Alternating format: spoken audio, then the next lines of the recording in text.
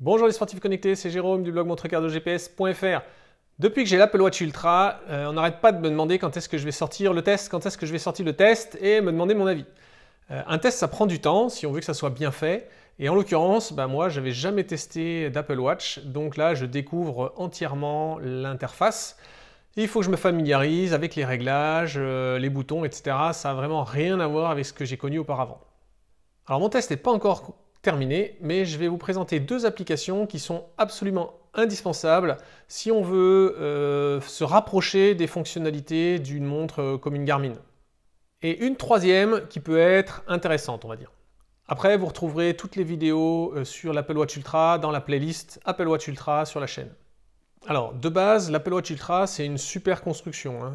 C'est du saphir, de la robustesse avec la norme 1000 STD 810, des bons capteurs, une puce GNSS double fréquence, un bon capteur cardio, mais il manque quand même des pans entiers de fonctionnalités dans deux domaines.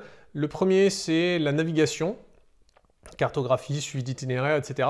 Et le deuxième, c'est l'analyse d'entraînement. Il y a beaucoup de données par entraînement, mais c'est vrai qu'après, si on veut faire un suivi de progression, évoluer vers un objectif sur une course ou quelque chose comme ça, eh bien, il manque des choses. Mais Apple peut dire merci à son App Store, et donc je vais vous présenter deux applications aujourd'hui, Workout Doors et Analytics, qui vont permettre de combler 95% de ce gap. Alors, c'est des applications qui sont payantes, mais franchement, les deux ensemble vous coûteront 38 €. Selon moi, au regard des 999 € que vous avez payé pour vous commander une Apple Watch Ultra, c'est quand même pas grand-chose. Et puis finalement, au lieu de s'acheter un bracelet à 99 €, moi je vous recommande fortement d'acheter ces deux applications-là pour un total de 38 €. Ces deux applications, elles ne sont pas exclusives à l'Apple Watch Ultra, elles peuvent être téléchargées sur les autres Apple Watch. D'ailleurs, si cette vidéo vous décide de commander une Apple Watch Ultra, parce qu'elle comblera tous vos besoins, eh bien vous pouvez passer par mon lien affilié qui sera mis en description, ça me permettra de toucher une commission.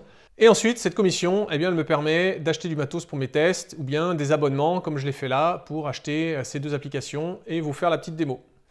Dès que vous trouvez cette vidéo utile, mettez-y un j'aime, ça va permettre à ce que d'autres personnes sur YouTube la découvrent, parce que YouTube considérera qu'elle est intéressante, utile, et donc il faut que d'autres personnes la voient. Je commence par Workout Doors. C'est une appli qui vaut 6 €. Franchement, je ne sais pas comment il fait le développeur. En fait, c'est 6 € one shot. Donc, ce n'est pas un abonnement. C'est une application qui pourrait coûter largement 10 fois plus. Franchement, pour 60 €, ça serait même encore utile. Bon, 6 €, franchement, là, il ne faut vraiment pas s'en priver. C'est une application qui va apporter tout un pan de navigation avec la cartographie offline, donc même si vous êtes en dehors d'une couverture réseau, le suivi d'itinéraire, le couplage de capteurs externes en Bluetooth, la programmation d'entraînement basée sur l'allure, la vitesse, le cardio, la puissance, tout ce que vous voulez, la personnalisation des écrans de données, et ensuite l'export, si vous voulez exporter ça soit vers d'autres applis, soit un export manuel en fichier .gpx ou .fit. Le seul petit bémol que je pourrais y donner, c'est pour l'instant, on ne peut pas programmer ou utiliser le bouton action. Donc là, voilà, c'est une application qui existait avant l'Apple Watch Ultra. Elle n'a pas été adaptée à l'Apple Watch Ultra avec ce bouton supplémentaire. Voilà, ça viendra peut-être dans le futur. C'est ce petit icône jaune. Il y a une appli sur la montre, une appli sur le téléphone. Premières infos sur l'interface, on a là la qualité du signal GPS et ici l'autonomie. Première entrée ici pour afficher une carte simple. Ensuite là, on a différents profils d'entraînement qui permettent de couvrir, je pense qu'on a une douzaine ici, couvrir pas mal de choses. C'est la liste des favoris. Ensuite on a là encore une vingtaine de profils sportifs pour couvrir d'autres sports.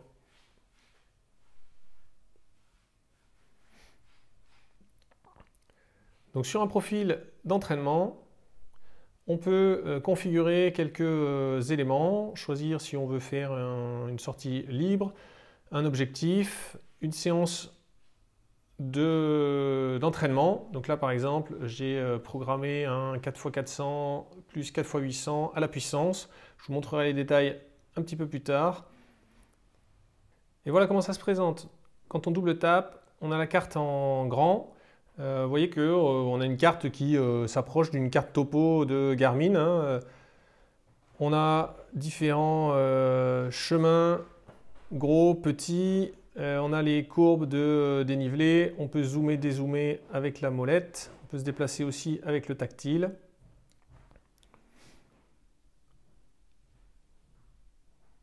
On a ensuite une vue avec carte plus 3 données. Et après, on glisse là pour voir soit des données, soit cette vue-là qui est pas mal.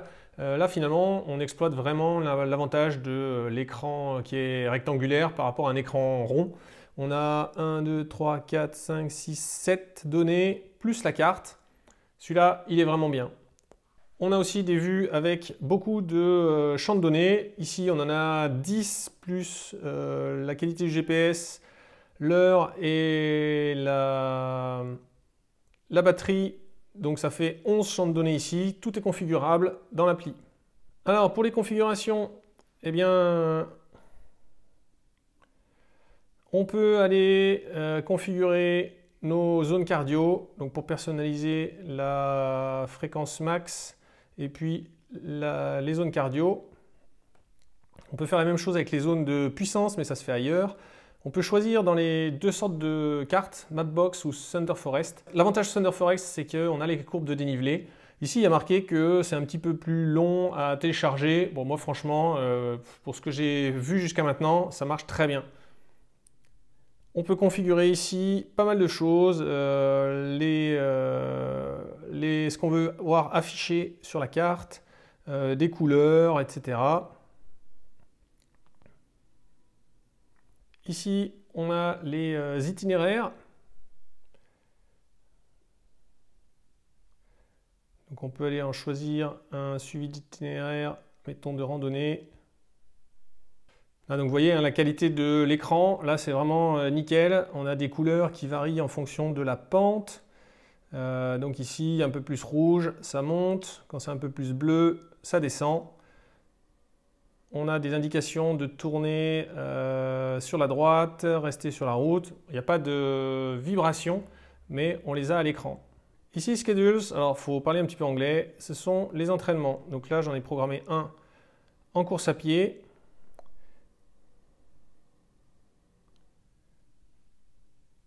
Donc là, on peut absolument tout faire, hein. Donc un warm-up 10 minutes, ensuite 4 répétitions de 400 mètres avec une zone 5 de puissance, 1 minute 30 de repos entre chaque. On passe à 800 mètres avec une zone 4 de puissance, un retour au calme de 10 minutes et puis j'ai activé la possibilité de poursuivre la séance, même une fois qu'on arrivera à la fin de tout ce déroulé d'entraînement programmé. Ici, on peut appairer des capteurs en Bluetooth uniquement, et puis ensuite on affecte la recherche des capteurs en fonction du profil sur lequel on veut les utiliser. Là, on a le coaching vocal, c'est notamment disponible dans les entraînements. Et on choisit si ça sort de l'iPhone ou de l'Apple Watch. La configuration des écrans, eh bien, on peut faire vraiment beaucoup de choses. Donc de base, on a 4 écrans et puis eh bien, on peut choisir le format d'affichage. Donc là, beaucoup de données, les données en L avec la cartographie. On peut choisir la taille des polices d'écriture. Et ensuite, sur chaque écran, eh bien, on choisit quelle est la donnée qu'on veut afficher. Donc là, à gauche, au milieu, en bas. Ça, c'est plus pratique à faire sur l'application smartphone, donc on va basculer sur l'iPhone. Sur l'iPhone, eh bien, on retrouve ici tous les écrans à personnaliser pour chaque profil sportif. Je crois qu'il y a quelque chose comme 140 combinaisons d'affichage disponibles. C'est assez énorme. Vous voyez qu'on a des écrans avec des graphes, on a des écrans à dominante carto, et puis ben, tout est absolument personnalisable, que ce soit la mise en page, l'épaisseur, la taille des polices. Donc là par exemple on est sur le deuxième écran avec une taille de 2, on peut augmenter. Alors forcément, hein, il y a moins de données quand on écrit plus gros. Mais vous voyez, là, du coup, on passe à 8, là, on passe à 10. Vraiment beaucoup de choses possibles. Ici, on importe les fichiers GPX. Donc là, on les récupère dans l'appli, ensuite on les transfère sur la watch. La cartographie, on peut télécharger des portions de cartes pour les avoir offline. Donc là, c'est hyper simple. Il suffit de cliquer et de faire un cadre. Voilà, on va télécharger toute cette zone-là. Donc on peut entourer un itinéraire, si jamais on fait des suivis d'itinéraire, ou bien télécharger une zone pour se promener à l'intérieur sans itinéraire. Et là, on retrouve tous les réglages, donc les réglages des zones cardio, les réglages de puissance, les zones de puissance ici. On peut faire vraiment beaucoup de choses. C'est absolument incroyable que cette application coûte 6 €. Deuxième appli, c'est Analytics. Analytics, ça va permettre de faire toute une analyse sur les mesures physiologiques qui sont captées par la montre. Vous verrez, ça va beaucoup plus loin que ce que fait Apple Santé. On peut multiplier les mesures de variabilité de fréquence cardiaque pour que ça soit plus précis. De base, je crois que l'Apple Watch, elle prend une mesure toutes les 2 ou 3 heures. Là, il y en aura beaucoup plus souvent et c'est en continu pendant la nuit. Derrière, on aura donc des graphiques de récupération, de préparation à l'entraînement. Des scores comme le training effect, l'effet de la fatigue. Une grosse partie d'analyse du sommeil avec les phases de sommeil, mais surtout la dette de sommeil. C'est quelque chose que j'ai jamais vu ailleurs, vous allez voir, super intéressant. Et le petit bémol, chose à améliorer, ce serait un suivi de la charge d'entraînement, c'est-à-dire pas quelque chose qui soit suivi en termes de fatigue ou d'intensité, mais en termes de volume d'entraînement. C'est une appli qui est un petit peu plus chère, là pour le coup c'est un abonnement de 32 € par an. Ça fait quelque chose comme 2,50 € par mois. Là, ça me semble quand même pas énorme. Athletics, c'est l'icône avec l'espèce de A stylisé. Et pour le coup, je vais commencer sur l'application smartphone parce que le but là, c'est de faire de l'analyse des données. On a des vues sur la montre, je vous montrerai tout à l'heure, mais il y a moins de choses. On a donc, pour commencer, les données de la journée de récupération. Donc là, en fait, c'est un suivi de la variabilité de fréquence cardiaque et de la fréquence cardiaque au repos avec des tendances et un score. On a une vue sur les 7 derniers jours. Ensuite, on a les données de fatigue. Donc là, on a la fatigue actuelle et puis la zone qui est suggérée. Alors, donc la target, c'est la partie verte. Cette zone suggérée, après, elle doit permettre d'avoir des suggestions d'entraînement. Nouvelle journée, donc là, on voit que en fatigue, je suis tombé très bas. Et donc là, il me suggère une zone cible entre 3,7 et 5,7. Et donc, il me suggère un entraînement de 59 minutes en intensité faible. Là, ce que je vous montre, il y a une partie qui est disponible en version gratuite, mais si vous voulez avoir tous les graphiques, là, il faut prendre l'abonnement, donc 32 € par an. On a ensuite là un graphique de la fréquence cardiaque avec la partie en violet de nuit et la partie de jour rouge. L'analyse du sommeil. Alors là, on a un score de sommeil. On a ça sur pas mal de marques de montres. Ensuite, on a un détail par phase de sommeil. Bon, ça peut être plus ou moins correct en fonction des montres. Là, ça repose uniquement sur les données tirées de l'Apple Watch. Simplement, c'est plus détaillé que ce qu'on peut trouver dans Apple Santé. Là, on a un objectif de sommeil, de durée de sommeil pour la nuit à venir. C'est super intéressant. En fait, il se base sur l'étude de l'historique de sommeil. Donc là, il me recommande ce soir d'aller me coucher à 22h37 et de me lever demain matin à 6h55. Bon, si vous allez au boulot, ça ne sera pas forcément possible de viser ces 6h55. Mais c'est parce qu'on a un historique de sommeil, c'est pas ça le plus intéressant. Le plus intéressant, je trouve, c'est ce graphique-là. C'est la dette de sommeil. Donc en fait, là, il part sur la base, le petit pointillé au-dessus, c'est l'objectif d'avoir 7h30 de sommeil par nuit.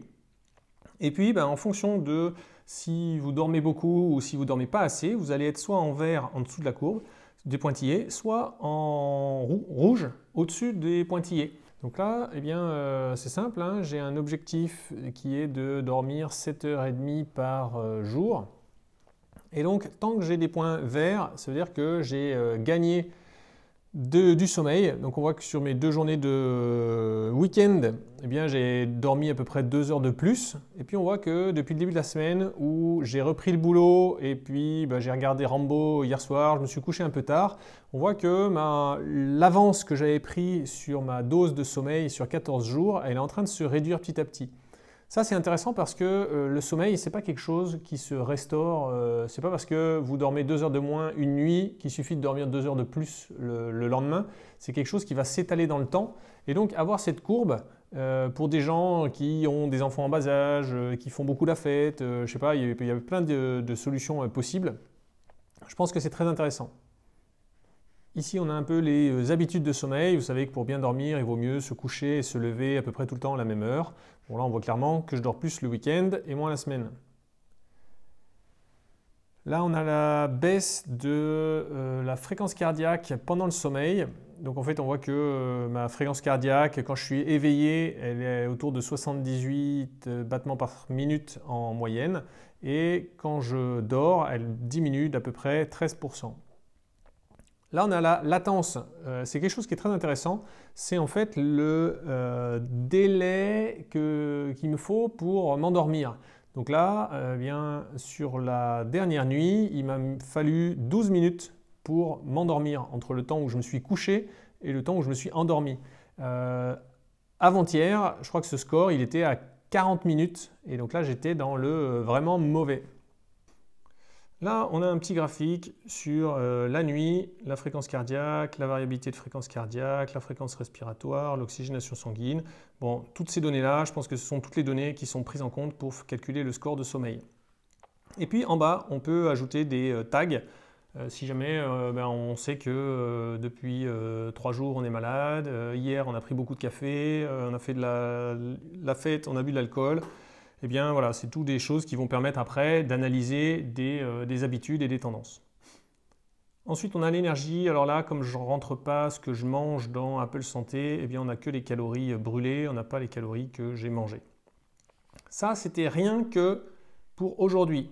Mais ensuite, on a les tendances.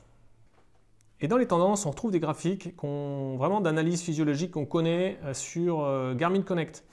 Donc avec une courbe de mesure et puis une plage qui est la plage grisée qu'il faut essayer de viser pour être bien. Donc là, on a la courbe de récupération par rapport à la courbe de fatigue. Donc la courbe bleue, c'est la courbe de la fatigue du sport. La courbe grise avec des points jaune, rouge, vert, c'est la courbe de variabilité de fréquence cardiaque. Une autre vue sur la récupération avec des données qu'on peut suivre comme ça.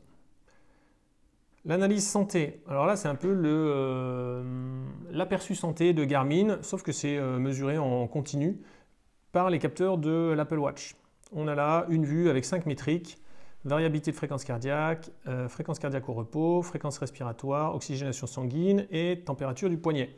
Et puis ce qui est en vert ou ce qui est en jaune, eh bien, ça vous dit si aujourd'hui vous êtes à peu près comme d'habitude ou bien si c'est mieux ou moins bien. Donc c'est ça qui est intéressant hein, de savoir, je vous l'ai déjà dit, pour savoir que votre variabilité de fréquence cardiaque est à 30 ou à 20 millisecondes, c'est pas ça qui est intéressant, c'est savoir comment elle est aujourd'hui par rapport à votre habitude. Donc là, bien, on voit tout de suite que bon, j'ai légèrement, alors très légèrement respiré plus rapidement aujourd'hui que les autres jours, mais sinon tout le reste est dans le vert. Cet hiver, si jamais je tombe malade, ça va être intéressant de suivre ça. Un autre graphique sur la variabilité de fréquence cardiaque. Là encore, les pointillés verts, c'est la zone dans laquelle évolue habituellement ma variabilité de fréquence cardiaque. Et puis on voit qu'il Il y a 10 jours, j'ai fait un pic un peu au-dessus, ce qui est plutôt bon. Et depuis, on dirait, allez, depuis 5 jours, eh bien, je suis plutôt en dessous, donc je suis plutôt sur le bas de ma plage habituelle de variabilité de fréquence cardiaque. On peut voir ça avec la fréquence cardiaque au repos, et même chose avec les autres, par exemple, température au poignet, c'est quelque chose que je n'ai pas encore l'habitude de suivre, donc je ne sais pas si cet hiver je tombe malade, je viendrai voir là-dedans. Ici, alors le seul graphique de suivi du volume d'entraînement, c'est celui-ci, mais c'est juste le nombre de séances de sport qu'on a fait sur le mois, donc ce n'est pas très intéressant. Athletics sur la montre, voilà comment ça se présente. On retrouve quelques graphiques qu'on avait vus sur l'iPhone. Ensuite, on a ici la possibilité d'enregistrer des séances de sport. Franchement, ce n'est pas forcément la peine de passer par Athletics pour enregistrer une séance, parce que finalement, dès que vous téléchargez Athletics, eh bien en fait, l'appli va venir pomper toutes les données de l'Apple Watch et même un peu d'historique. Donc moi, j'ai fait une seule séance avec Athletics directement. Et pourtant, vous avez vu toutes les données que j'ai sur l'appli. Il y a plein de données enregistrées en continu et j'ai plein de données de l'historique d'entraînement, même si je n'ai pas fait ces entraînements avec Athletics. Le seul point où ça pourrait être utile, c'est lorsque vous avez une suggestion d'entraînement dans Athletics qui va vous donner un score de exertion, un score de fatigue cible. Et bien là, vous allez pouvoir faire votre séance et vous l'aurez ici, donc ça part à 0 de base. Et puis si on vous recommande de faire une séance jusqu'à 4,7, vous faites votre séance de sport. L'algorithme va faire ce calcul et puis quand vous arrivez à 4,7, vous stoppez, vous aurez atteint l'objectif suggéré par Athletics. Troisième application qui est un peu l'application bonus, eh bien c'est RunGap. RunGap, ça va permettre de transférer vos séances de sport vers Garmin Connect. Si jamais vous êtes un peu nostalgique de l'interface de Garmin Connect, des outils d'analyse de Garmin Connect, eh bien là, pour 13 € par an, c'est un abonnement, vous allez pouvoir transférer vos données vers Garmin Connect. RunGap, ça va permettre de transférer vos séances de mesurer avec l'Apple Watch vers Garmin Connect. Donc ici, dans Share and Export, on peut aller choisir vers où on exporte. Donc là, vous voyez, en fait, je dis Garmin Connect, mais je pourrais très bien l'envoyer sur Coros. Qu'est-ce que j'ai d'autre? Je peux l'envoyer sur Nolio, sur Polarflow, Runkeeper, Strava, Suunto. Mais par contre, là, il va falloir prendre le pack que je n'ai pas pris, le Swag Bag à 13 € pour permettre l'export de toutes ces données. Depuis que j'ai l'Apple Watch Ultra, avec Workoutdoors et Athletics, je suis assez bluffé de tout ce que j'arrive à faire. Franchement, il manque quand même pas grand-chose par rapport à ce que je pouvais faire sur Garmin Connect ou autre. Alors oui, ok, sur Workouts, on n'a pas les créations d'itinéraires en boucle. On n'a pas de charge d'entraînement sur Athletics. Mais franchement, pour le suivi de la performance, suivi de l'adaptation physiologique, les programmations d'entraînement, le suivi d'itinéraire, la carto, là, on se rapproche quand même d'un vrai outil outdoor. Ça ne réglera rien à l'autonomie, je suis d'accord. Si vous connaissez ces applis ou si vous allez les télécharger, dites-le moi en commentaire, ça m'intéresse. Et puis, vous pouvez venir lâcher vos petites astuces, vos découvertes. Mais en tout cas, si vous téléchargez une de ces applis, dites-le nous en commentaire.